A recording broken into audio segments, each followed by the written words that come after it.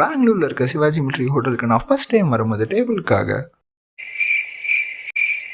Wait பண்ணிட்டு தான் மிச்சம். கடைசி வரைக்கும் டேபிளில் உட்காந்து தொன்ன பிரியாணியை சாப்பிட கொடுப்பனே எனக்கு கிடைக்கவே இல்லை.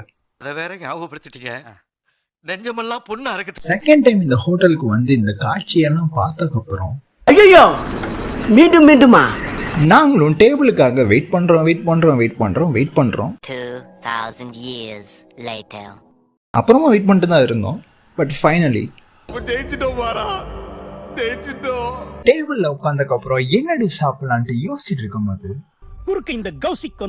உன் யோசனையை ஓரமா வச்சுட்டு நான் எடுத்துட்டு வந்த ட்ரேல மட்டன் ஃப்ரை இருக்கு, சிக்கன் கிரேவி இருக்கு, இதுல என்ன வேணும்னு கேட்டாங்க. ஆனா லெமன் சிக்கன் மட்டன் சாப்ஸ்லாம் இல்லையான்னு கேட்டேன். இல்ல அப்படின்ட்டாங்க.